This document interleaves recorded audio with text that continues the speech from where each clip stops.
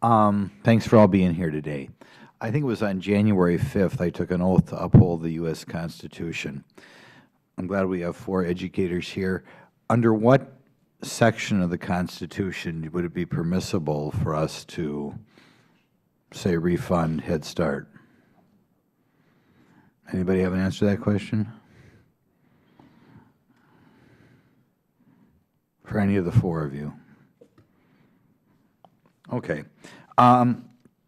Next one of my pet peeves. I think it was Dr. Nolan, to a lesser degree Dr. Weil, mentioned poverty. And it always bothers me a little because poverty is a material, a money-based definition.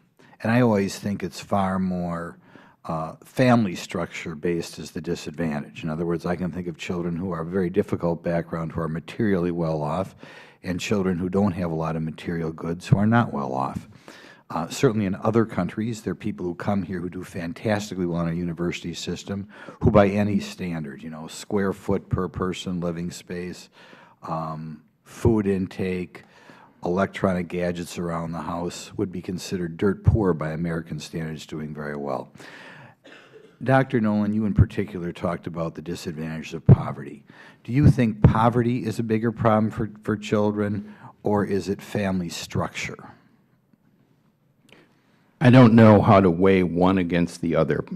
Early in Head Start's history, we went to poverty because it was measurable in financial terms.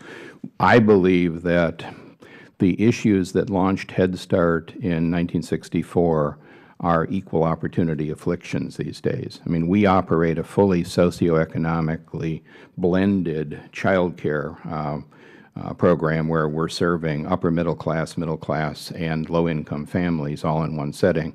Many of the issues— Let me cut you off because you're not asking my question. I only have 5 minutes. What is more important in a child's life? That they have, and again, observing people who do very well in our universities, who come here from, say, the Indian subcontinent, from Southeast Asia, and when I talk to them, they have very little in material goods, far poorer than so-called American children in poverty.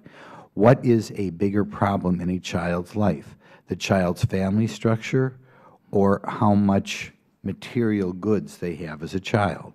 I think it comes back to the environment that they're growing up in. The family structure is a huge issue. For instance, even in Head Start, those who are economically eligible are not automatically brought into Head Start. We look at the risk factors in a family, about 30 different risk factors, the kinds of things that I think you're alluding to.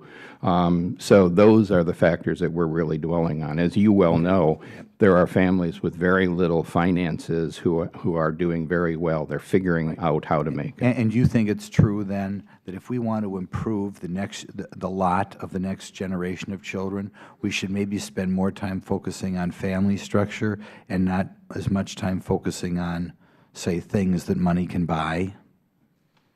And I think that's what Head Start does, is works on the family structure.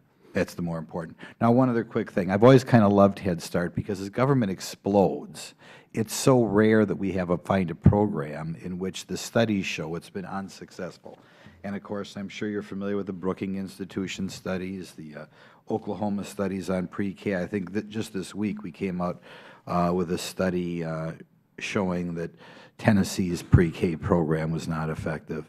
Nevertheless, we have 4 people up here who are all say it's a good thing. Could some of you comment a little on all these studies showing that pre-K programs, their benefits seem to fade a little and are to a degree of failure? I'll jump in. One of the things that I would emphasize to the committee is that there never in 50 years has been a study of Head Start that didn't identify that Head Start graduates leave vastly improved from where they were when they arrived. For us to take a look at what happens 4 years later, is that really a statement about their preschool experience, or is it a statement about public education? Okay, so your thing is you're saying Head Start's a success. It's the other 13 years in public education that's the problem. I think we have challenges at every level as we work with children in our society. The gentleman's time has